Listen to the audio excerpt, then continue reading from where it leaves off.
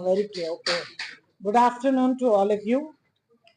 We have called you all for this first annual academic conference of Indian Knowledge Systems. भारतीय ज्ञान परंपरा में ये पहली कॉन्फ्रेंस हो रही है. मेरी हिंदी इतनी अच्छी नहीं, फिर भी बोल रही हूँ जितना. तो कहीं गलती हो गई तो माफ कीजिए. बेसिकली हमें ये प्रयत्न है NEP 2020 में, ये हमारा उद्देश्य है कि अंतर्राष्ट्रीय पातली पे और इंटरनेशनल लेवल पे इंडियन जैसे वेस्टर्न नॉलेज सिस्टम्स है वैसे इंडियन नॉलेज सिस्टम्स चाहिए. उसके लिए क्या करना है, बिकॉज अभी तक हर एक यूनिवर्सिटी में और अंतर्राष्ट्रीय लेवल पे लोग अपने आप उनके काम कर रहे हैं. इसीलिए हम पहली बार ये प्रयत्न कर रहे हैं, क्योंकि JNU भारत का टॉप मोस्ट यूनिवर्सिटी है और ये JNU नरेटिव बिल्ड करने में या विमर्श करने में JNU बहुत अच्छी है. तो ये विमर्श के लिए भी हम ये कॉन्फ्रेंस 3 दिन का कॉन्फ्रेंस है और इंटरनेशनल स्कॉलर्स है. प्रोफेसर युगांक गोयल ये बता देंगे.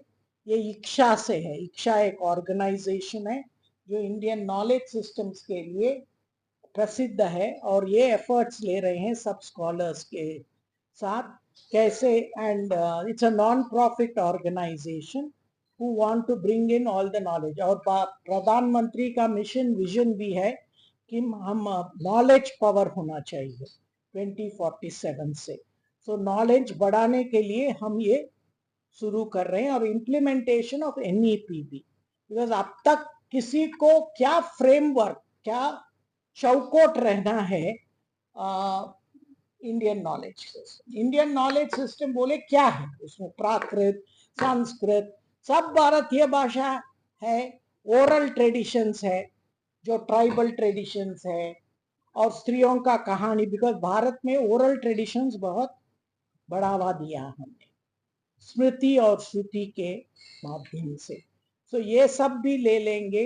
इसका एक असेसमेंट और किस किस विषय में हम कुछ फ्रेमवर्क ला सकते हैं. So we have got, he will give you all the details, कितने पेपर्स आज तक आए हैं और कितने पेपर्स वहां होंगे. With a 3-day seminar, Honorable Vice President Dhankar ji will inaugurate and Sonawal ji will be there. And for valedictory we are having the Assam Chief Minister. आप पूछ सकते हैं क्यों Assam? Because JNU is funding this conference from its Srimant Shankar Deva Special Center for Indic Studies. आपको मालूम है मैं हर राज्य से कॉर्पस लिया है JNU का कॉर्पस बढ़ाने के लिए. तमिलनाडु से लिया, कर्नाटका से लिया, उड़ीसा से लिया, महाराष्ट्र से लिया और असम से लिया. असम ने श्रीमंत शंकर देवा के नाम पे इंडिक स्टडीज के लिए. सो वो उनकी जो हमें इंटरेस्ट मिला उससे हम कॉर्पस, उन्हें 10 करोड़ दिया कॉर्पस, उसका इंटरेस्ट से ये कॉन्फ्रेंस फंड कर रहे हैं. बिकॉज आपको मालूम है JNU में रिसीट नहीं है, सो सरकार से पूछ नहीं सकते हैं. तो इसीलिए हम इनॉग्रल में असम का भूमिका और 2 सेशंस श्रीमंत शंकर देवा पे भी है और Vaishnavism in north east as well as India.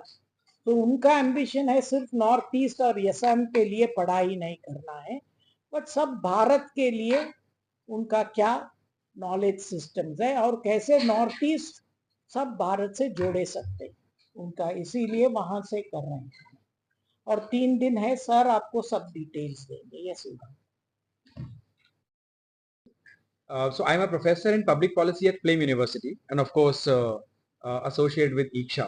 IKSHA's full form is IKS and Heritage Association. You see,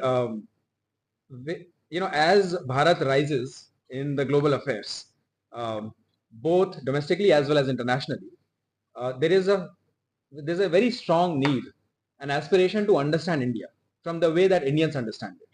For the longest time, our history, our cultures, our traditions, they were all written by the West, mostly because West colonized us for such a long time.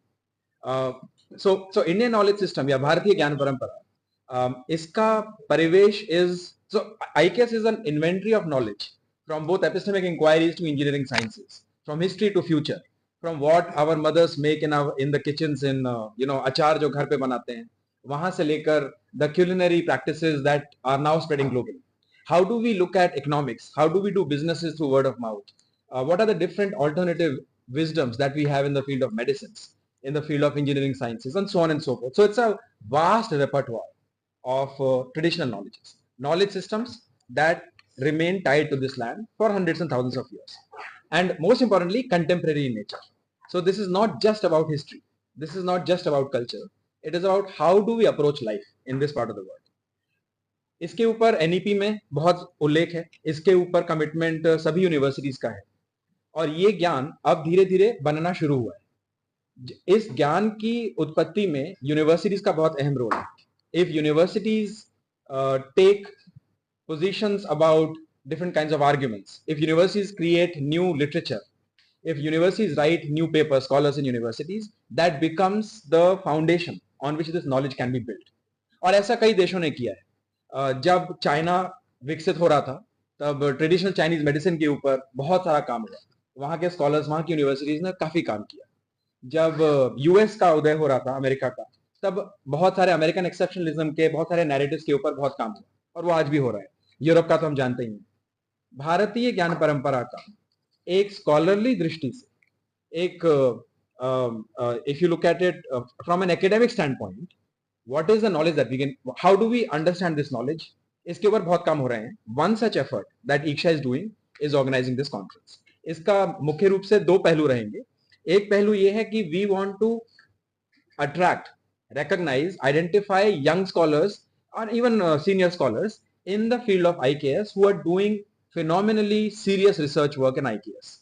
There is no such conference of an annual nature that happens in India. So the hope is that this annual conference becomes a platform where scholars can come and present their research work to senior scholars and get critical feedback and comments later on, which can go into different forms of journals and books. This is how knowledge gets created in a society. And by the way, it's a long journey. This is the first year that we're doing it. हम लोगों ने इसका 8 महीने पहले, 8 या 9 महीने पहले approximately हमने इस कॉन्फ्रेंस के बारे में लोगों को बताना शुरू किया था, और हमने we issued a call for papers that anybody who has or is doing research on IKS can submit their papers on a specific theme that we had described, which is very wide ranging. We received more than 600 abstracts from all around, mostly from India, but also some abstracts from outside India as well. तो 680 के आसपास, close to 700 abstracts हम लोगों के पास आए। उसका हम लोगों ने, जब when we scrutinized them, we selected around 200 which was suitable or which matched the kind of quality that we are expecting. Remember that this conference, and I want to emphasize, quality is of an extremely high importance. Not to say that this is taking place in JNU, so obviously quality cannot be compromised, but also we want to send the signal that IKS research, which is serious research, must be respected, just like any other discipline. So 200 abstract select हुए, फिर इन लोगों को बोला गया कि आप अपना full paper submit कीजिए, जिसके लिए उन्हें 3-4 महीने का समय मिला. This was already told to them earlier. There was 2-stage process. Stage 1 abstract selection, Stage 2 full paper selection. 200 में से करीब 160-170 लोगों ने अपने full papers भेजे. These papers were sent to experts in the field, and single blind review process was used to select the papers. Single blind review का मतलब जो select करने वाला examiner है उसे नहीं पता पेपर किसका है. I'm sorry, the other way around. उन्हें पता है पेपर कहां से आया है, but जो जिन्होंने पेपर्स भेजा है उन्हें नहीं पता किसने एग्जामिन किया है, but many of those reviewers are going to be in the conference. तो the hope, तो और उसमें से हम लोगों ने करीब 80-85 पेपर्स हम लोगों ने सेलेक्ट किए, जिनको हमने इस कॉन्फ्रेंस में बुलाने का न्योता दिया. We are also paying the students who are coming from all over the country, and we just did a mapping around more than 40 cities. Students and research scholars, PhD scholars, assistant professors, early career academics, they're all convening to present their papers. 17 parallel paper presentation sessions हैं. हर session में करीब 4 या 5 papers discuss होंगे. उस paper session का जो chair है, he or she will be an expert in the field.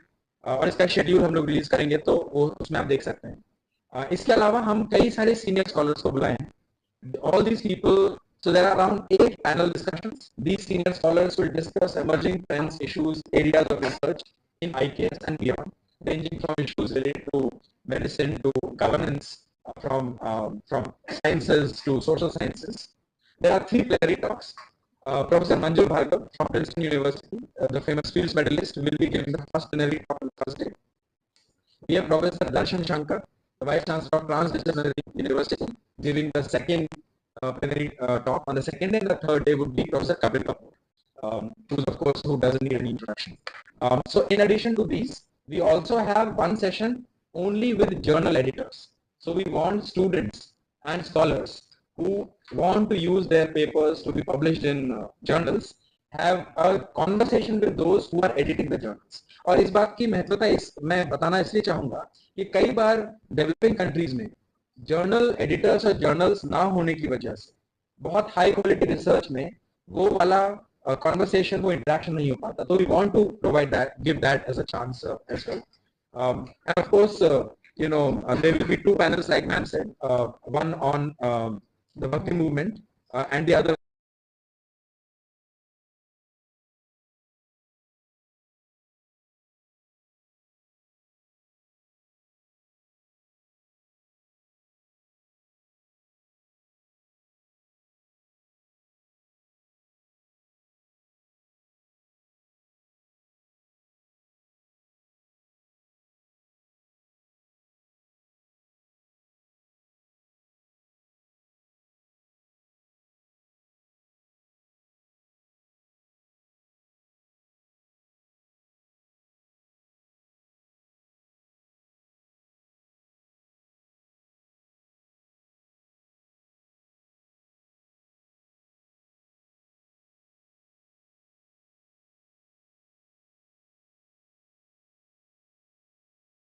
में बहुत डिबेट हो रही है. तो इसीलिए हमने सोचा कि JNU जैसे भारत का नंबर 1 विश्वविद्यालय पब्लिक यूनिवर्सिटी भी है, जो सेंट्रल गवर्नमेंट पूरा फंडिंग करती है, हमारा रिसिप्ट 0 है. तो इसीलिए हमारा एक कर्तव्य है, क्योंकि यहाँ आइडियाज़ आती है. ये आइडिया से बेस्ट माइंड्स एक साथ लाकर 3 दिन के लिए क्या यहाँ से विमर्श निकलेगा. हम इसका एक बुक ऑफ एब्स्ट्रैक्ट्स भी लाए हैं, पब्लिश भी किए हैं, एंड 2 बेस्ट पेपर्स का 2 वॉल्यूम्स में पब्लिश करेंगे. बिकॉज एक प्रॉब्लम है हमारा, सिर्फ JNU के लिए फ़ायदा नहीं. ये भारत के विकसित भारत, जब आप बोल रहे हैं आपको महासत्ता बनना है, महासत्ता के लिए ज्ञान का साथी देना चाहिए. सिर्फ पॉलिटिकल पावर सस्टेन करने के लिए नरेटिव पावर चाहिए. आप अमेरिका को देखो, चीन को देखो, उन्होंने कैसे उनकी परंपरा से, कैसे ज्ञान की परंपरा से उनकी जो सत्ता है उसको लेजिटिमाइज किया.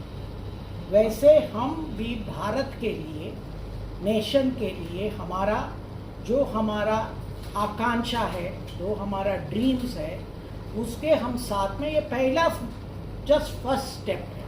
तो इसीलिए I am not over ambitious, but ये पहला स्टेप है और करना चाहिए. नहीं किया तो 5 साल हो रही है NEP के लिए. तो इसीलिए हमने सोचा ये कष्ट, बिकॉज पहली किसी कार्यक्रम को शुरू करना बहुत कठिन होती है. सो इसीलिए we have taken up this challenge और सब लोग को एक साथ लाए. तो ये विमर्श से जो भी निकलेगा वो पब्लिश होगा, और उससे आगे का ये एक प्रोसेस है, जिससे मैं नहीं कह सकती हूँ ये हो गया तो हाँ हम पेपर लगा सकते हैं JNU में, ये वो नहीं. ये पेपर के लिए भी बहुत काम होना चाहिए. आपको मालूम है अभी ये भारतीय परंपरा ओरल ट्रेडिशंस भी है. वो ओरल ट्रेडिशंस का क्या मेथोडोलॉजी रही, बिकॉज अभी तक हम ओरल ट्रेडिशंस को मानते नहीं इतिहास के रूप में या प्रूफ के रूप में. सो उसको कैसे लाना है. तो आपको मालूम है वेस्टर्न यूनिवर्सिटीज में ओरल हिस्ट्री डिपार्टमेंट है, बट भारत में जिसका परंपरा श्रुति और स्मृति का है, यहाँ नहीं है. तो ये सब बहुत बड़ा प्रोजेक्ट है, हम फर्स्ट स्टेप ले रहे हैं। छोटा छोटा मेरा तो पहला है, छोटा छोटा कंट्रीब्यूशन है, पहला नॉलेज बेस क्रिएट करना है और उसके बाद सब यूनिवर्सिटीज भी पार्टिसिपेट करेंगे। सो ये एक पहला स्टेप है। हम अभी ये बहुत बड़ा प्रोजेक्ट है, मैं नहीं कह सकती हूँ ये इम्प्लीमेंट होगा क्योंकि मेरा अब 3.5 साल हो गए, राइट। सो नेक्स्ट 1.5 years में हम कुछ इतना बट शुरू तो किए हैं। सो हर साल ऐसे कॉन्फ्रेंस होगी और इससे हम पुस्तक लाएंगे, उससे क्या है मटेरियल तैयार हो जाएंगे। अब मटेरियल भी नहीं, मैं अब बोल सकती हूँ किसी कोर्स के लिए मुझे पुस्तक का लिस्ट देना पड़ता है जब बच्चों के लिए एक कोर्स करती हूँ। यहाँ पुस्तक का भी क्या है, there is no acceptance. So I would say it is just a beginning and I have we are all of us are coming together. साथ आना ही बड़ी बात है। No, one more question. As you are telling that you are touching a very serious issue, oral traditions. People will say that what kind of oral tradition? You are biased towards something. You are some right, left wing will play up. Obviously, you are in JNU, you are not in DU or some other university. So all these things will play up. So how will you tackle with all these problems? What will happen? Because obviously there will be allegations against you. That what kind of oral traditions you are going to pursue? Sir, I think you are underestimating JNU. See, JNU might have a dominant ideology, but today we have all multiple ideologies. I should give credit to my students, my teachers. They are extraordinarily flexible. The very fact they accept all ideologies, okay, there will be discussion, there will be debate. I don't think there will be controversy. See, any knowledge development is not for me to run down anybody, but to take everybody with me and everybody's view. That is why we are having this conference, because it will be a sangam, a culmination of ideas. और ideas में झगड़ा होने में कुछ ये नहीं, with proof. So किसी को JNU को आप इतना छोटा मत करो। हमारे यहाँ होके एक डोमिनेंट आइडियोलॉजी थी और वो डोमिनेंट आइडियोलॉजी के लोग भी अब मान्य करने लगे कि every ideology should be there, different narrative should come in, और क्रिटिसिज्म होगा तो अच्छा है, बिकॉज आपको they are showing you where the problems are. So इसीलिए JNU को इतना छोटा मत कीजिए। मेरा स्टाफ स्टूडेंट्स बहुत अच्छे हैं क्योंकि ज्ञान का परंपरा बहुत महत्व है। मेरा तो यही आइडिया था, मैं इसकी एक्सपर्ट नहीं हूँ, वो भी मैं बता सकती हूँ आपको। मुझे इतना ही था कि मैं भारतीय से होने से बहुत गर्व है। तो इसीलिए मैंने सोचा कि जो भी प्रधानमंत्री का विजन मिशन है कि 20 हम इतना होना चाहिए। मैं पॉलिटिकल राज्य शास्त्र का स्टूडेंट हूँ, इंटरनेशनल पॉलिटिक्स का, यहाँ से ही मेरा पढ़ाई करके बाहर गई। तो इसलिए मेरा आइडिया है कि किसी भी राजनीतिक सत्ता रखने के लिए विमर्श का सत्ता होना चाहिए। विमर्श का सत्ता नहीं है, तुम्हारा राजकीय सत्ता रहेगी नहीं। तो इसीलिए we are known as a knowledge power. हम बोलते हैं नालंदा, तक्षशिला, उस वक्त क्या मटेरियल पावर नहीं था, नॉलेज था। हमारा नॉलेज इतना सुपीरियर था, तो उसके लिए अब हमें अपॉर्चुनिटी मिल रही है। तो वो अपॉर्चुनिटी लेके कैसे एक इस पे हम आइडियाज़ ला सकते हैं, यही है। और नया करने में सबको साथ लाना है, क्योंकि ये देश के लिए, भारत के लिए हम कर रहे हैं और विश्व के लिए भी कर रहे हैं। बिकॉज हम एनवायरनमेंट में इसमें बहुत अब ऑपोजिशन है टू वेस्टर्न फिलॉसफी। वो बोलते हैं कॉन्क्वेस्ट ऑफ नेचर, नेचर को कॉन्कर करो, उसका नीचा दिखाओ। लेकिन हम पंचभूतास का थियरी है हमारा, हम बोलते हैं नहीं, नेचर के साथ बैलेंस, हार्मनी से रहो। ये एक ऑल्टरनेटिव आइडिया है, थियरी है, इसको क्यों हम प्रसिद्ध नहीं कर रहे हैं? तो इसीलिए we are trying to first ourselves look back, connect tradition with modernity, continuity with change, past with present and future, local, national and global. So if I may emphasize, let us recognize IKS is a resource for global community. I think the huge amount of knowledge that many other traditions have given us, our traditions also have a huge amount of benefits that lie for the world, which is reeling under all kinds of pressures environment, जैसा ma'am ने कहा. और आप दोनों के सवाल को मैं एक 2-3 सेशंस के नाम बताता हूँ, which also talks about a little bit in the future. So Ayurveda, Indian business and economic, traditional architecture, thank you, ethics, governance and ancient Indian polity, history of Indian science and technology, Sanskrit poetry, philosophical ethics, aesthetics, IKS and institution building, research approaches, textual studies, literary philosophy, translation and knowledge power, rethinking our past, there are panels on history, spiritual frameworks and philosophical renewal, material culture and historical sciences, mathematics in ancient India, Satra tradition of Assam जिसके बारे में हमने बोला, Indian epistemology. अभी आप सोचिए Indian epistemology के ऊपर कितना सारा मटेरियल का जरूरत है जिसको आने की जरूरत है. So basically these efforts allow some of these new research to come, and then professors around the country, around the world can pick up one such research paper and probably put in their course manuals. And by the way, this is how discourse creation universities में होता है globally, and it's a slow process. धीरे धीरे लोग research करते हैं, it is picked up by some scholars. Conference में आते हैं, लोगों को पता चलता है this is a new very exciting work going on, I want my students to be introduced to this particular paper. दो students then later on do PhDs.